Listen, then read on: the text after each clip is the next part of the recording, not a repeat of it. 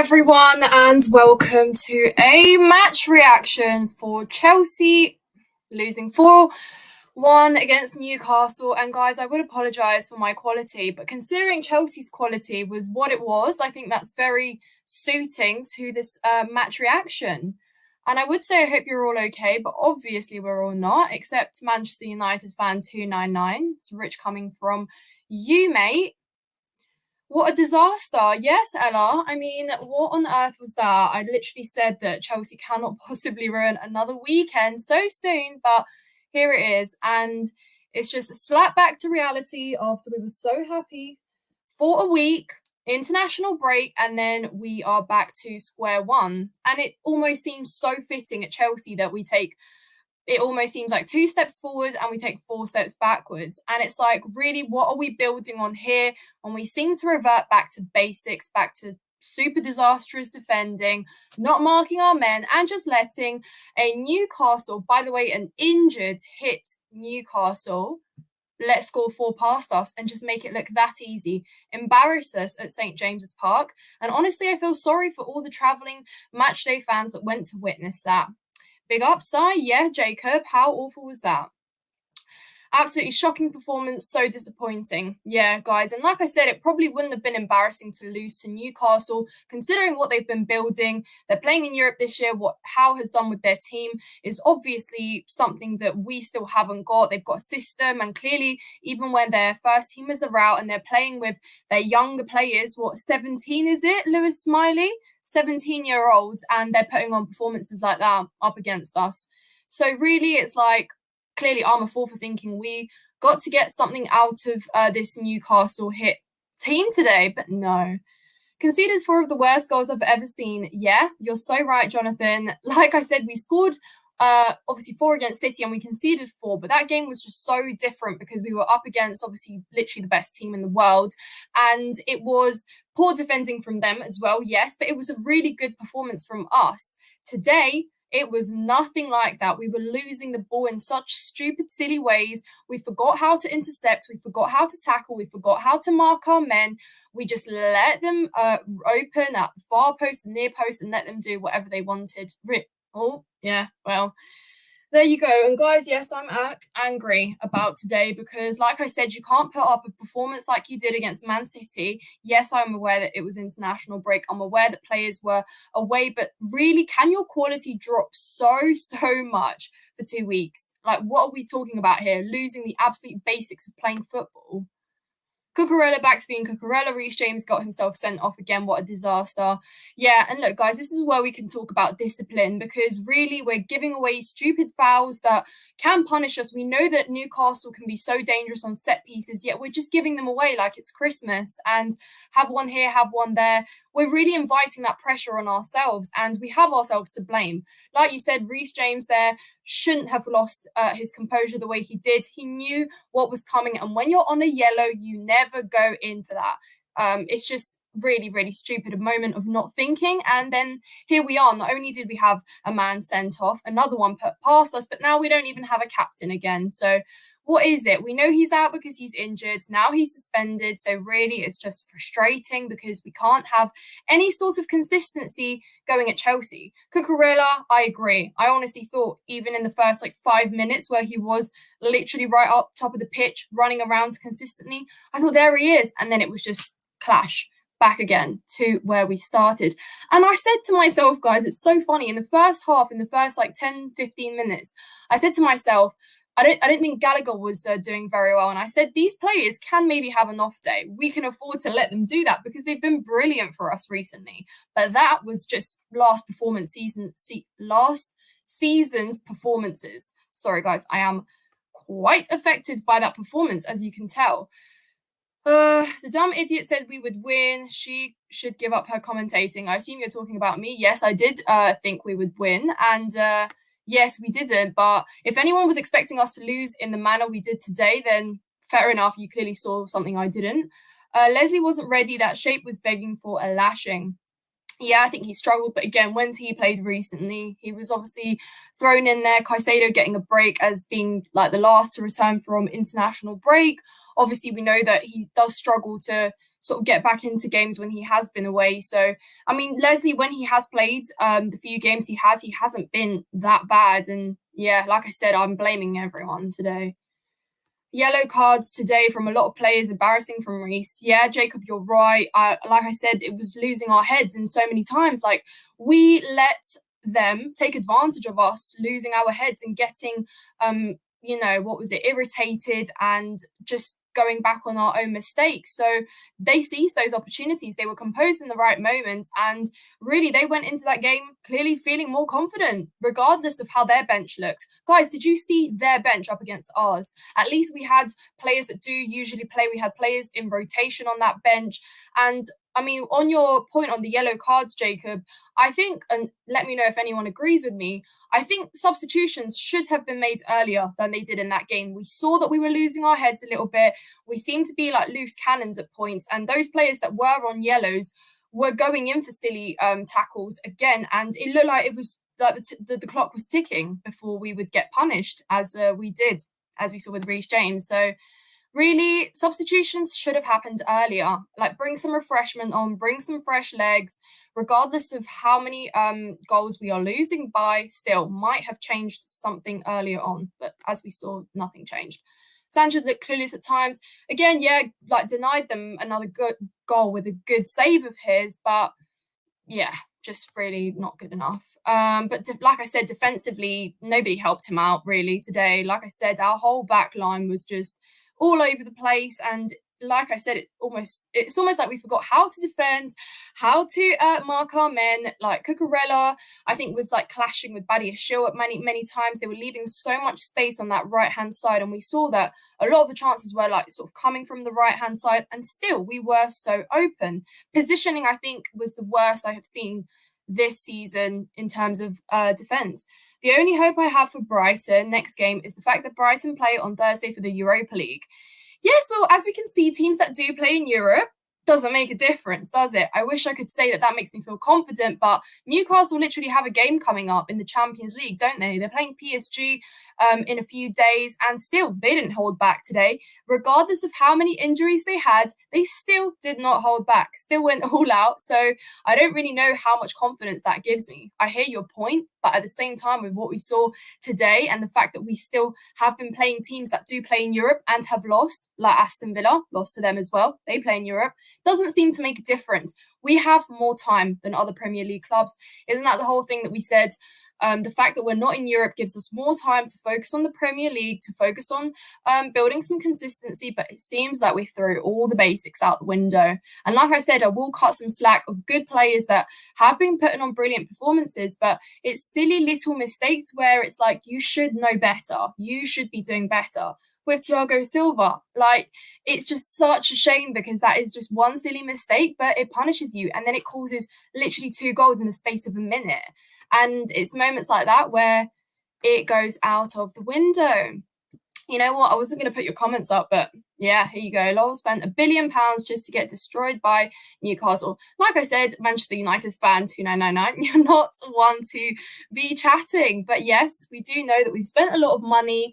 We have said it will take time, but you can not blame us for being so disappointed with the quality shown today, because like I said, I know we are learning to build a system. It's being implemented. It's going to take time, but at the same time, you can't come out and play the football that you did and be so blind and so silly in decision making. And we will talk about a few players in a moment once I've finished. This is like therapy, guys, here, but let your thoughts roam free in the comments and let me know how you are feeling. United fan, ironic how you spent £1 billion and still haven't won the Prem. What? We spent £1 billion literally just now. We're not competing for the title. And yes, it will take time. Yes, we spent a lot of money. But at the same time, I'm going to still throw out there, it's a process. Guys, honestly, I'm delirious at this point. Big up the chat and Nina, all that good performance against City and brought back to life by Newcastle. Yes, Taylor, thank you so much. And thanks for tuning in. By the way, guys, if you haven't hit the like button, do so. Hit the like if you haven't done so already. Helps the channel out, and also subscribe if you haven't done so already. I realize I've been so negative for 10 minutes straight, but it just was not it today. Not it. And you're right, it was disappointing. Hello, hi there. All right. Can't wait for Nkunku to come back because I'm sick of Jackson up top. Well, now that you have addressed the elephant in the room, Nicholas Jackson, let's talk about Nicholas Jackson because, guys, I have been so patient with Jackson because I believe in the ideology of giving young players time. I believe in the ideology of letting players get better over a certain period of time. I'm probably one of the fewer Chelsea fans that are willing to be more patient with players like Jackson, just because what can we do? We brought him in as our number one striker pretty much in summer. Breuer was injured, so Jackson basically had that spot for taking, no competition there whatsoever. And we all sort of collectively agreed that we're going to give him time. And he gave us a reason to believe that because you'll all agree he was brilliant in pre-season. He sold us a dream. And I think Nkunku was a big game player for Jackson. I think he just really added to his style of play. I think he really complemented him, one going long, one going short. They had a really good link up there. So I think we might have been deceived by the fact that Jackson just thrived better with Nkunku on the pitch. And like we have seen in the last few games and we saw today, he is very slow at making decisions when he's got the ball. Like, he overthinks too much. He doesn't know what to do. Like, even in that position where he was one-on-one, take a shot, Jackson. You are our centre forward. You've been scoring a few goals. Just have the confidence to take the shot. And it's almost like you can see him thinking and then he's lost the ball. At times he was very isolated. At times he carries the ball all the way to the left or the right. He gravitates towards the wing too much. And it's almost like, are you forgetting that you're our centre forward here? You're meant to be that man in the middle. You're supposed to be gravitating towards that centre position to potentially be taking some of those shots. So I hear you. It is frustrating to watch him time and time again be costly up front, but really maybe we need to have that striker conversation sooner rather than later because yes, he did score that hat-trick against Tottenham, but when it comes to scoring from open play where you're on the ball, you're taking it up until the end and you're not getting tackled immediately, it's just not quite been there. I watched the whole game with a straight face, but I was fuming inside. Yeah, do you know what? As soon as the third one went in after, and then obviously with James getting sent off, I knew there was another one coming. You just sort of sit there and you're like, yeah, just felt like last season again, you're just helpless, but there's really nothing you can do. But there were no signs that anything would get better really after that. Those 2 goals in the space of a minute. Yeah. I mean, we were all buzzing with that free kick. It's just such a shame that we can't even acknowledge the positive of us scoring from a free kick. Sterling putting that beautifully away, because then it was just darkened by everything else that followed. When we equalised, it truly did seem like we maybe had a chance to take this game somewhere. But yeah, no, Newcastle had other plans for us. Poch out. Look, now, let's not get too ahead of ourselves. We can be angry, but no. Poch is staying. These teams play well against the top 7 teams, but the teams who play a low block, we struggle to break those sort of teams down and conceded 8 goals in 2 games. That's shocking. I wouldn't say Newcastle played a low block, really, did they? They gave us a game. It was back and forth in the first half anyway. Second half is a different story. I mean, they said we're taking control and yeah, you guys can just watch us dismantle you. But you're right. I mean, it's so frustrating, Taylor, that we can go toe-to-toe with teams that literally have been doing so much better than us, like your City, your Arsenals, your Tottenhams, and then yeah. But right now, I'd put Newcastle as a top 6-7 team. When you see the quality, like I said, even with our strongest supposed 11 up against their B team with a bench versus no bench at all, it's just hard to really say that they're not a top 6-7 team right now. But we do have ourselves to blame, like I said, and they wanted it so much more than we did. We basically gave up following that. What would you change for Brighton at the Bridge next week? That is a fantastic question. What would I change?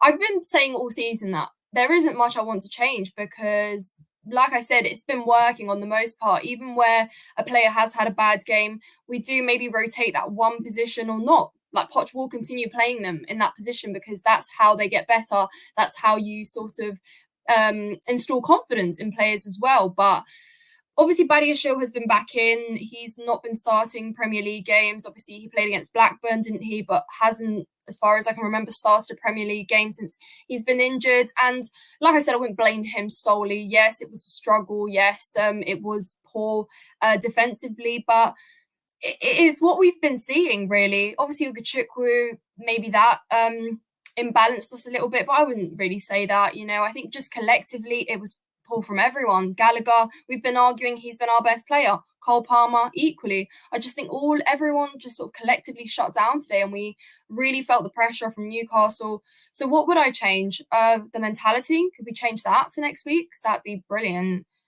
Did you hear the post-match comments interviews? No, to be honest with you, I didn't, except I think I saw one thing from Pochettino about the fact that we scored 4 against City and conceded 2, but nobody spoke about conceding 4. But today, now that we've conceded 4, it's a different story. And I don't necessarily agree with that, because we do need to take into consideration performance as well, as a collective and as individual performances. And those mistakes that we made, like, I'd argue that what goals did we concede against Man City? A penalty from Haaland, which, again, controversial if it was a penalty. A header, was it from Akanji, which, yeah, okay, was a good header, but again, moment of poor defending. But yeah, give it to them. Then it was Rodri's deflection, was that the final one? It was Haaland scoring the thirds from, I don't even know what body part he scored in. Fair enough. Okay, again, maybe a moment of falling asleep in the second half. And then Rodri's deflection. So yes, I understand poor, sort of like, not, obviously they scored good goals as well, but at the same time, it was like there was more to sort of say and justify there, that it was a moment of bad luck. It was a moment in this game. No, it was not bad luck. It was just poor quality all round. I hope we can buy a striker in January. Yes, Daniel, I think we are all with you on that one. Just give peace to Chelsea fans. Yeah, like I said, it's been a roller coaster since the takeover of ownership, really, and it continues to be one. I think that's one of the most exciting and frustrating parts of being a Chelsea fan. There you have it, though. Exactly right. Peace we wish, but peace we will not get. Already, it seems like this season is taking us on a whirlwind of a roller coaster, and yeah, we're not even in Christmas time yet, so that'll be fun. Yay. Gallagher right wing killed our press and ended the Reece and Palmer link up that made up good part of our attacking threat on that side. He legit made Reece and Palmer look impotent in attack. Yeah, I do think it was quite flat as well going forward. Again, would you blame that on a tactical reason? Would you just blame it on a poor game for them individually? I think Palmer was still trying, like he was moving forward. And even in that moment where it was again, I think it was a Reece cross to Palmer. Palmer, I think, gave it back to Reece. Reece crossed it, was it? And Enzo was the one to take a shot. And it was a good shot. I mean, I haven't seen Enzo put that much power on a shot. Like, it was good. Obviously, it was a good save as well. Again, unlucky to put that away, but you almost wonder if, had that gone in, does that change the game a little bit? But again, you almost always say that.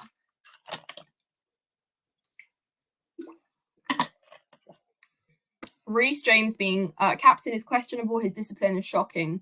Look, like I said, he's still young and he is going to learn. He's going to make mistakes. I mean, I was quite impressed that even in the game against Spurs, like, he was consistently going up, having words with the ref, fighting his teammates' cases and stuff. But sometimes he does need to know when enough is enough and composure is needed.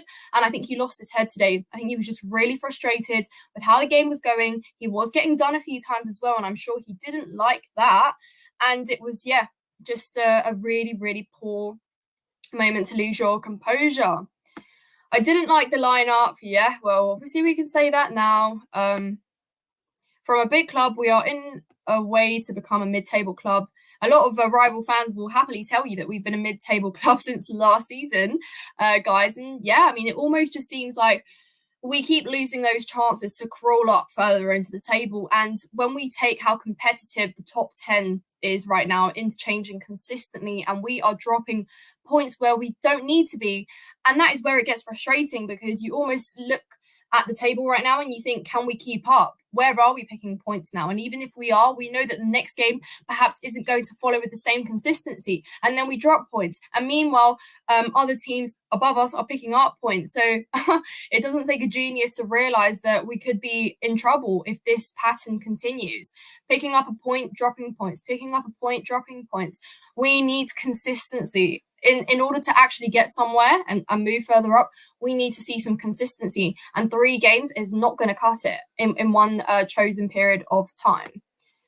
Jackson is clueless up top, in my opinion. yeah, poor decision making, like I said, costly, not a prolific striker. But again, I don't think we are in a position where we can say, oh, yeah, but it's okay if he's not putting that many chances away. Really, it's getting to a point where it's like, it's not okay because it's costing us. We have been so lucky this whole year. I'll stretch back to last season. We've been so lucky that defensively, we've actually been okay. Like, there have not been moments, even take guys last season, one of the literally the most horrendous season I've seen in my lifetime anyway, since I've been watching football.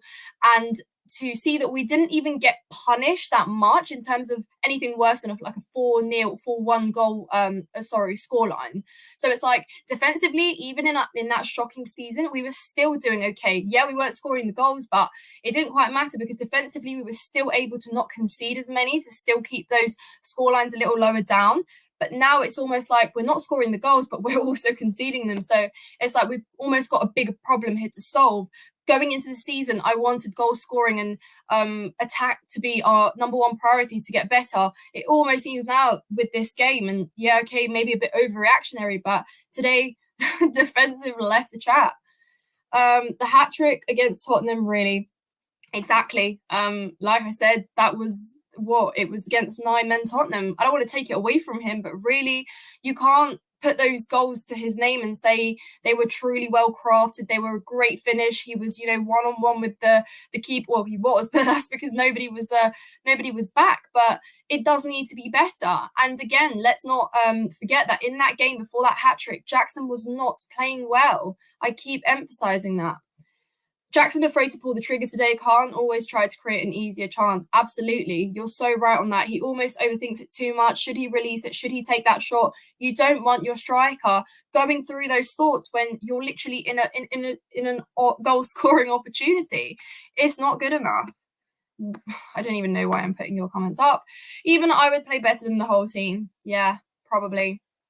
Pochettino out, Nina. Look, no, I'm not going to defend this Pochettino out thing because, like I said, everyone was screaming and singing his name before international break. And I guess that's just how it comes. That's what being a Chelsea fan is. But we can't keep calling for our managers to be sacked. That's truly the old regime. We need to leave and stray away from that mentality. It's not going to do us any good. Pochettino has spent the last few months working on things, and we have seen that they have been producing.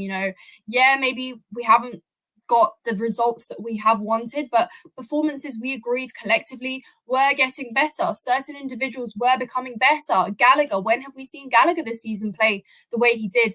Palmer coming in, yeah, maybe you can put that down to Palmer as an individual because I wouldn't say Pochettino has made his game. He still showed that quality when he was at City, and he rose in those big moments in finals and whatnot, wherever he scored, creating and stuff. But collectively, we've agreed that Pochettino still does have positives that he's implemented in this team. But again, I still do blindly maybe want to say we need to give this manager time. What do you make of players like Maatsen, Trevor, and others being frozen out? And do you think they can give us a different look? You know what? It's great that you mentioned that because myself, I've been a big fan of Trevor Chalobah for like the longest time. I think he was, if you guys remember when we had that streak that where Chalobah had started a game, we'd not conceded or something, or we'd not lost, or one of the two. I think it was conceding, like clean sheets. And he was one of those players where you didn't have to question his loyalty defensively. He looked really, really good, solid, and he was one of those reliable defenders. And then suddenly that all changed. And now you're talking about selling him. You're talking about sort of leaving him out. And I don't know if he makes a big difference. Maybe he does. Maybe sort of that old kind of Chelsea that he knows us to be maybe is implemented. We have young centre-backs that have just come in. They're still learning the ropes. They're easing into one of the most difficult leagues to play in, up against the best forwards in the world, pretty much. And they've got a big job to hack. They've got a lot to do. And I don't know, maybe, but it is difficult. And with Maatsen, again, Maatsen was one of the brighter players when he was coming on, where he got minutes. He was versatile as well. We saw him play left back. We saw him play on the wing. I know he's played in midfield as well. So someone that pretty much you can trust to be quick and make difference. But again, with him, it is an experience as well. I don't know if he would be such a big game changer, but equally, I don't understand why they have been maybe singled out, frozen, as you say. Taylor says that hat-trick against Tottenham really fooled everyone thinking that he's clinical, where we know he's not. And against a low block, he struggles with no space in behind to run onto. He's not influential. Yeah, look, I did say that. I don't think that hat-trick can be credit, but again, that hat-trick did secure the win at the end of the day. 3 points where we needed really needed, and it sort of comes down to a conversation like, can you do it in these games like today? Can you do it in the games where we do play, Man City, and we do play other teams? And he did score against Man City, but again, I almost think because that was such an instinct of a finish, that rebound that he took after Gallagher took the shot initially, if you guys remember, against Man City, it's almost like he performs better when he has less thinking time. It was a quick second of reaction, following that rebound up and scoring it. When he's got the ball at his feet and he's running forwards, he either gets pushed off the ball really easily because he's not releasing that ball in time, or he's not taking that shot. And it's almost like you keep doing that. It's the same thing every time. Just look up and have a shot. What's the worst that can happen? Pochettino is giving the freedom to these players to do that, to take shots, to take a chance, to take risks, because at the end of the day, like, beggars can't be choosers. We need goals to be coming from somewhere. And Jackson, we've brought you in and we're giving you this chance. Do it. Like, just have that shot. Do it. We see opposition do it against us more time than not. Why doesn't Jackson do the same? And like I said, I think it's a moment of not trusting himself, not having the confidence to do it, and too much overthinking.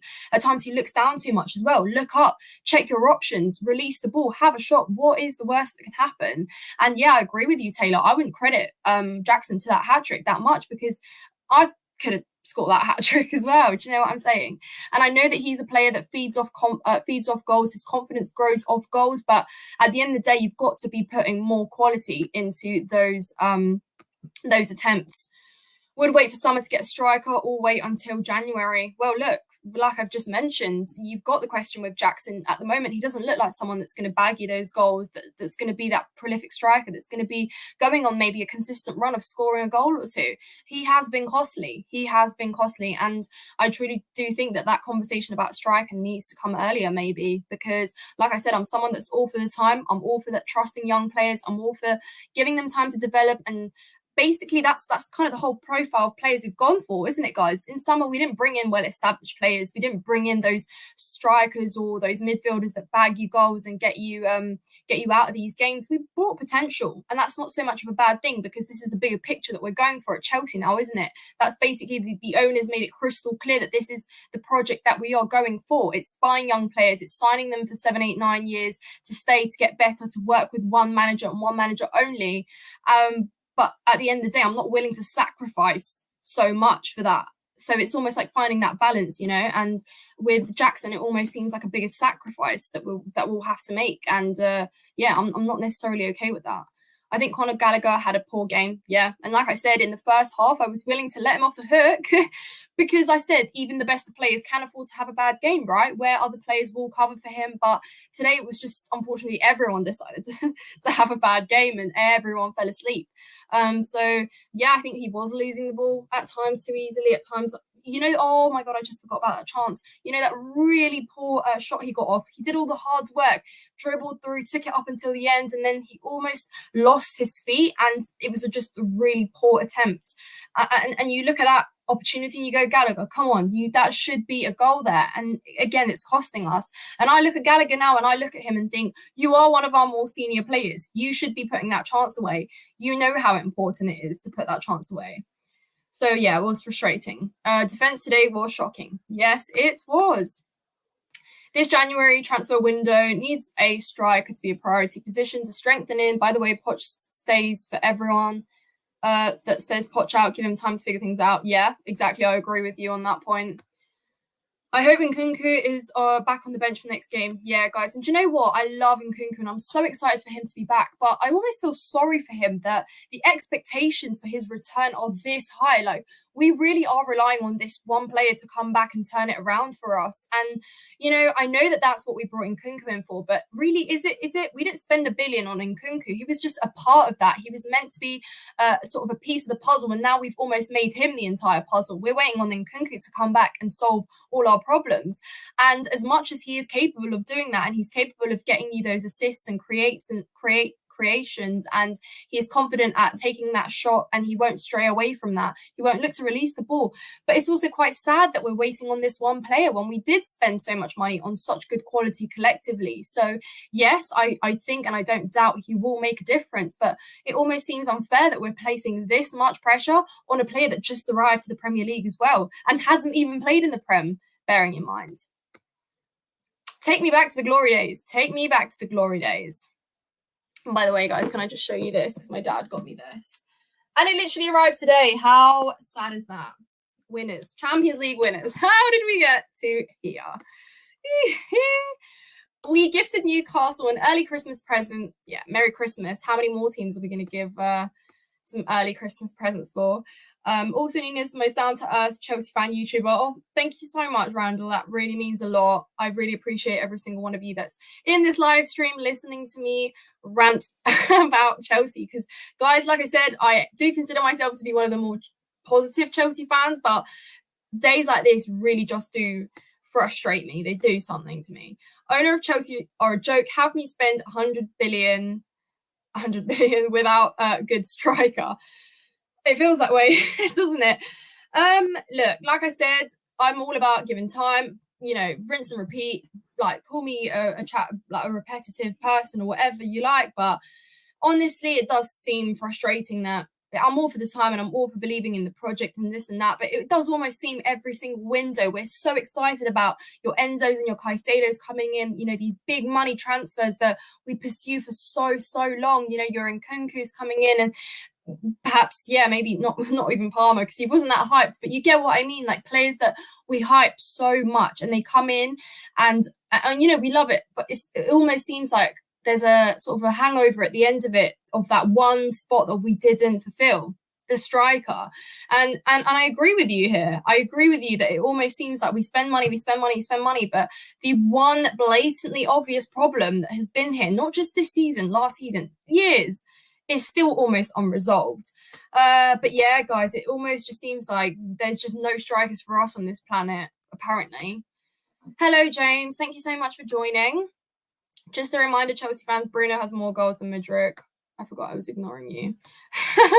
Absolute disaster. No backbone, no desire. This is why I watch the women. Reece James is the captain, but didn't act like one today. Well, that's a good summary, isn't it? You're right on that. There was no backbone. It was a disaster. There was no desire. And really, it just reverted back to the mentality of last season, conceding and then just dropping, giving up, throwing it all away. Now, we're not gonna go for it. And like I said, Newcastle just wanted it so much more. They showed desire. They were like, you guys have come to our backyard. We're going to score 4 past you. And there's nothing you can do about it. Big up to the women, though. I agree with you. At least they can keep us sane while the men are throwing performances like this. Yeah. Would you take Tony at Chelsea in January?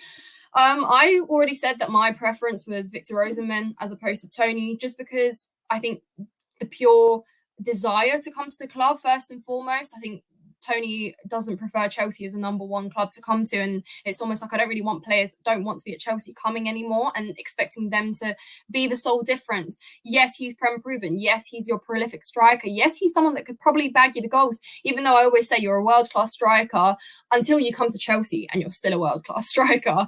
So we'll see. But obviously Victor Osimhen doesn't seem like a likely target anytime soon, and if we want to address our striker problem ASAP and fast, then Tony would be your answer.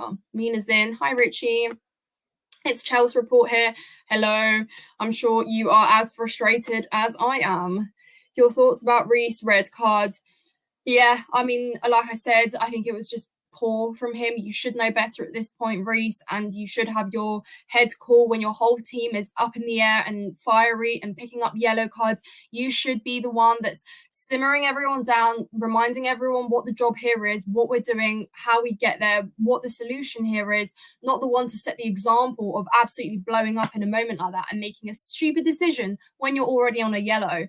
So yeah, and I'm sure he will be beating himself up for it because it wasn't good enough. There was no excuse for that. You shouldn't have cracked the way you did, but that is what happens when collectively you're not doing your job, and then it causes certain individuals to just make mistakes like that, and we didn't need to.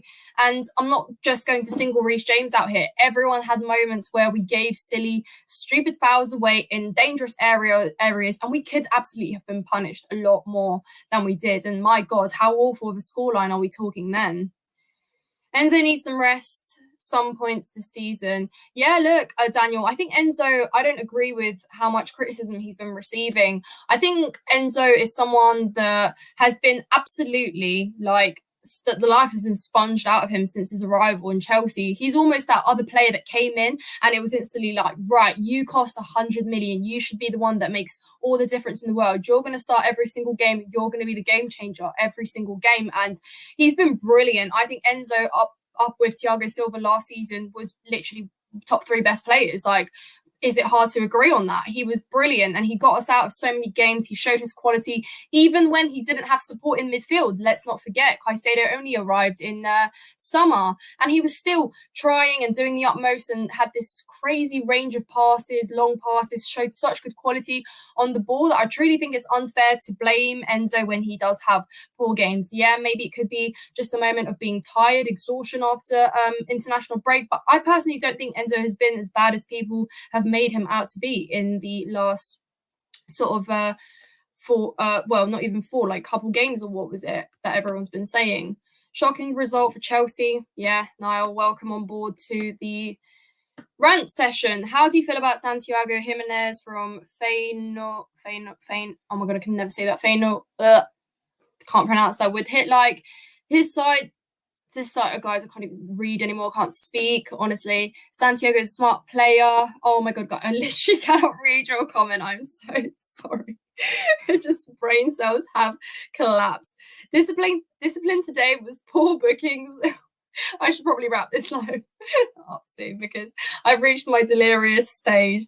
I'm still not convinced with Sanchez and Jackson. Yes, Alan, you're not the only one. And if you've been watching any of my content recently, even at the start of the season, Sanchez, I was not convinced with. I said in a lot of those games where he's been making those really big saves that everyone's been hyping him for, yeah, mate, well done for saving your own mistakes, because he would distribute the ball, give it away, and kick the ball out of play many, many times. And it was like, you're definitely, and I'm sorry to be this negative about Sanchez, he's not solely to blame and he hasn't been like as bad as I'm making him out to be. But I just think moving forward, Sanchez isn't necessarily a goalkeeper that you do push to win league titles with, to secure top 4 consistently. I don't know. It's just my opinion, but I just think that Sanchez, he could get better, absolutely. But right now, I just don't think he's at that stage where you can put him up there with the best goalkeepers. Really, you can't. I mean, it's true. And yes, I guess it's too much maybe for me to expect, considering he did come into Chelsea expecting to be a number 2, rotating with Kepa, potentially fighting for that space. But he literally arrived to Chelsea 1 week later. Kepa left the door and he was like, right, you're starting against Liverpool on the first day of the season. So I guess it is quite a lot of pressure, considering he wasn't playing. He wasn't first pick at Brighton. Was he even 2? And it's hard to just sort of give him that big of a job and then expect him to deliver consistently. I don't know, maybe I'm wrong, and like I said, I'm giving you the whole season to prove me wrong. It's not exactly like we're spoilt with choices, although I would like to see Petrovic play actually, but I think that would happen probably in our FA Cup run. He won't start in a Premier League game, ain't no way, not anytime soon. When we play Newcastle in the League Cup, oh my God, guys, I completely forgot, we're playing Newcastle in the League Cup as well.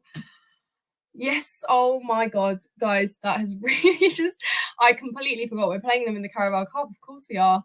Well, that's going to be fun, isn't it? How is everyone feeling about that one? Although, look, domestic cups is different. I literally said, well, call me a fool or anything, I literally said we could probably charge for the League Cup this season, because like I said, I think Premier League is far reach. Top 4 seems to be slipping away by the day, further and further away. So I think the domestic cup would have been the best thing to play for. Still go and try and pursue that, try and get something out of it. But who knows?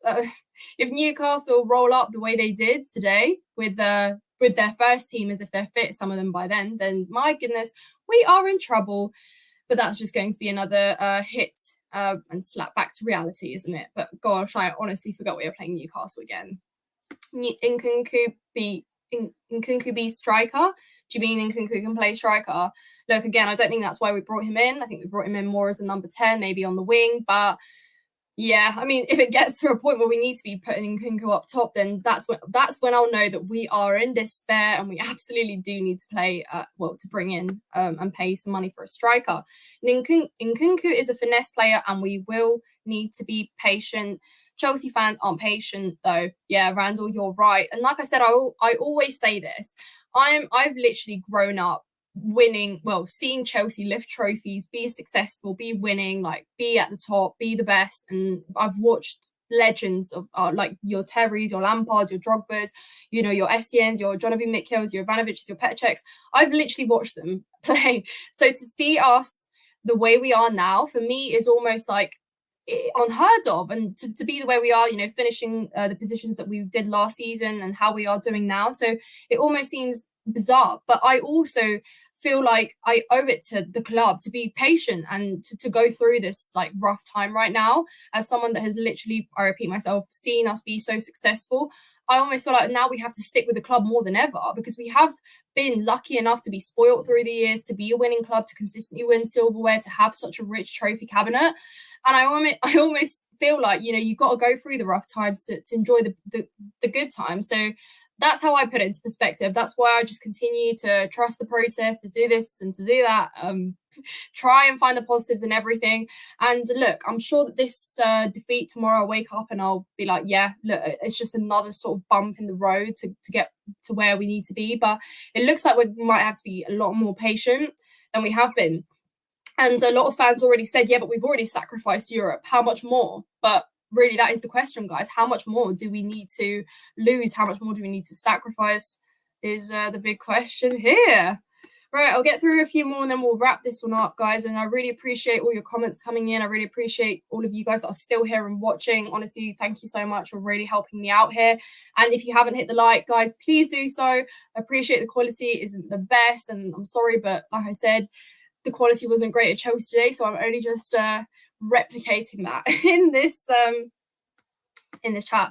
No, I'm not avoiding you. I just think you're a bit of a parrot and you're repeating the same thing. But if you would like to bring something else to the live apart from Banter Club, then you are more than welcome to, and I will happily respond to your comments. There we go. Thank you very much, Jacob. Anyways, moving on. Nina, Jackson is not good enough for Chelsea, wasting too many chances. Yes, we absolutely did comment on that multiple times in this live. Jackson does need to do better. I know and I agree that we brought him in for potential. What did we bring him in for? He played a good, was it half season at Villarreal in La Liga, and that's it. We brought him for potential. He did look like someone that can hold up the ball well, that can sort of come from deep, take it all the way until the end. But we've seen that the Premier League, and we know that it's always a big step up. It always is a level up. And I guess it's just one of those cases where you could probably be more patient with him at another club. But at Chelsea, unfortunately, you don't get that time, really, is the truth. I hate this preseason game. When Nkunku got injured, should cancel that game. Yeah, Daniel, hey ho. Like, we do have to just see that, isn't it? Like, we go through good times and then it almost like slap back to reality, guys. Here is an injury that's going to impact you, ruin your season, anything like that. Same with Lavia, really. Lavia, another hyped up signing, brought him in and the boy didn't even make it on the pitch. So yeah, I guess it's almost like the price you pay for the good moments, isn't it? I want Pochettino out. He sucks. Look, I know you're probably angry. You probably hate today. We all do, mate. That's why we're here. That's why we are dissecting everything we are. But that is just not the answer. Like, let me ask this question to you then. Pochettino is sacked, and who comes in and what happens that lifts us up from this and instantly makes us a winning team, and we go on an absolutely unbeaten run until the end of the season and fight our way through into top 3. Like, that is just unrealistic. And I think Pochettino does have the quality. He showed it. Like, let's not forget, like, before international break, we were absolutely singing his name, praising him, saying, yes, trust him. He knows what he's doing, this and that, this and that. And now suddenly we have sort of hit the ground again. And I understand it's really easy to just sort of point a finger at the manager and say, yeah, he's really like he's really underwhelming. He doesn't know what he's doing. There are no tactics, this and that, and it's so easy to blame him. But mate, let me ask you this: when Pochettino is watching our forwards or our players not being able to put chances away every single time, how does he, as a manager, how is he meant to fix that? Because I'm sure they are doing shooting drills in training. I'm sure they are scoring in training. But as a manager, if you're on the sidelines, it must be so horrible to just see that they can't put a chance away. And how could that possibly ever be down to the manager? He's put in the lineups that we wish him to. And they've been delivering, because they have been. But after one game like that, and I'll agree with you, it hasn't just been one game. There's been lots of games where he has made mistakes. But on the most part, let's not forget that he gave Pep a hard time in that game. Who is outsmarting Pep, or who is putting that much pressure on Pep in a game where we're scoring 4 past City? Let me remind you, I think the last time that happened was like 2 years ago or something. That is not a common happening, and not every manager can do that. So there is a reason to believe that he is a manager we should trust. Absolutely. Nothing changes if Poch gets sacked. Nothing. That's beautiful. Those were the great years. Exactly. Those were the great years. And I'm sure we'll have him again, but got to go through the trenches, I guess. One of our biggest problems is lack of leadership. You look at James today, he is our captain and he gets 2 stupid yellows. It's not acceptable. He needs to learn quick and step up as a leader. Yeah, again, moment of losing your mind. As a captain, you should be doing better. You should be the one that's calling the fire in the team when we are acting the way we are, picking up yellows left, right and centre, giving out stupid fouls in dangerous areas. But I guess everyone makes mistakes. And I mean, that will come. I mean, the biggest example of making a mistake that can be so costly is Thiago Silva. And I love him. And I feel so sad that happened to him. And I know that he's going to be beating himself up for it when he's literally been up there. And people are going to come for the age straight away and say, oh, well, that's what you get when you're playing a 40-year-old and this and that. But nobody was saying that last season. Nobody was saying that a couple games ago. Like, Thiago Silva has been absolute quality. He is allowed to make a mistake like that. Like, it's happened to the best of defenders in the history of football. So it's like, I refuse to just blame Thiago Silva for that. You know, he has been absolutely brilliant, and it's almost unfair. We should be embarrassed of ourselves that Thiago Silva continues to be one of our best players, and he is the age that he is. Miss Champions League football. Oh, you missed Champions League football. I want to be back in that. Yeah, we all do, mate. And obviously that's the dream. But like I said, sacrifices have to happen in order to get better in the long run. And let's be real, like, the league has been our biggest sort of priority now, hasn't it, in the last couple of seasons? Like, yes, we've won the Champions League. I love that. Obviously, the most prestigious trophy you can have. Not all clubs in London can relate, can they? But again, it's like, I want the Premier League again. I want us to be challenging. I want us to be fighting. And I guess that's the whole sort of idea behind it, isn't it? Sacrificing Europe, or at least that's the ideology behind it, isn't it? Sacrificing Europe so you get to concentrate on that, bringing in quality, bringing in a manager and trusting him and giving him time. Like I said, nothing good comes from chopping the manager, getting rid of him. That is no longer the solution at Chelsea. It just isn't. Priority should be a new goalie, new striker. Need Chilwell, Cole, Fana and Kunku Lavia back. Enzo's worrying me. Look, like I said, I just personally don't feel the same worry with Enzo. He's been absolutely amazing. So much quality up his sleeve. Still a young player and still performing the way he is. Basically been carrying us in a lot of those games where players around him just weren't doing a good job. And he still was looking, just amazing. So I wouldn't particularly worry about Enzo. I don't think that it is it. I think it's maybe a mixture of exhaustion and just overplaying as well. But we literally have been playing him every single game, and it's so much pressure again for a player. And we are going to always scrutinise him because he costs that much. But nobody's been complaining about Enzo's price tag up until now, and it's just not fair to start hearing it now, if that makes sense. But yeah, I agree with your points. Apart from that, any manager would struggle in this situation. Poch is actually improving some players and help. Yeah, thank you, Jacob. That encompasses exactly what it is. Any manager would struggle with Chelsea. Obviously, last season is a different story. Graham Potter was just never cut out for this job in the first place. Good manager, done great things with Brighton, but just Chelsea was always a hard job for anyone. I mean, come on, guys, a takeover and ownership. One of literally the best owners in the world, like in history.